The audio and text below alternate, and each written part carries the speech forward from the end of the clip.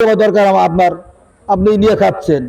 এখন দেখলাম যে আপনাকে আমি একটা লোভ দিই যে ভাই ঠিক আছে, আপনি যদি আমার 10টা ইয়াবা যদি বিক্রি করে দিতে পারেন, তাহলে আপনার একটা ইয়াবা আমি টাকা ছাড়া খেতে দেবো। তো তখন ওই লোকটা দেখবে যে কি এটা তো ভালো কাজ, আমি তো এখন আর ইয়াবা কিনতে টাকা পাচ্ছি না, তাহলে আমি 10টা যদি বিক্রি করি, একটা যদি আমি ভাও খেতে পারি, তাহলে আমার তো কোনো সমস্যা নাই। ওই লোক কিন্তু ইয়াবা বিক্রি করা শুরু করলো। এভাবে কিন্তু ব্যবসা আস্তে আস্তে বাড়তে থাকে, যে সেবন করে তার থেকে ব্যবসা কিন্তু বাড়তে থাকে।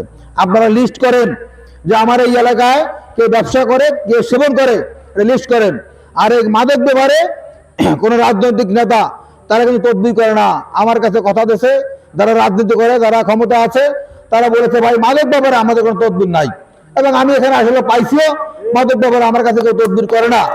এই জন্য আমি এই এলাকার লোকজনকে যারা রাজনীতি করে তাদেরকে আমি ধন্যবাদ দিই যে মাদক সংক্রান্ত বিষয় হলে তারাও তদবির করেন না।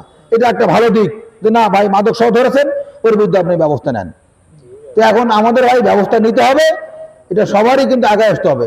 এখন এই যে এলাকায় কিভাবে কমিটি করা যায়, আপনারা এখানে উপস্থিত আছেন গণমান্য ব্যক্তিবর্গ, কিভাবে কমিটি করা যায় কমিটি করেন। আমাকে সেই কমিটি আপনি কি দেন, এবং কমিটি আরেকদিনও সেই কমিটির লোকজনকে আমি পরিচয় করে দিয়ে দেবো যে এরা মাদক বিরোধী কমিটিতে কাজ করবে, এবং কাউকে ধরলে বলতে পারবে না যে আমাকে ধরছেন কেন।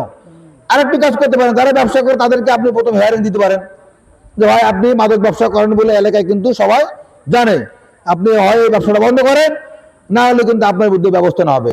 আমরা তার কাছে দরকার তাকে সমাজ থেকে তাকে এক পর্যায়ে তাকে বয়কট করবো, আমরা তার সাথে কথা বলবো না।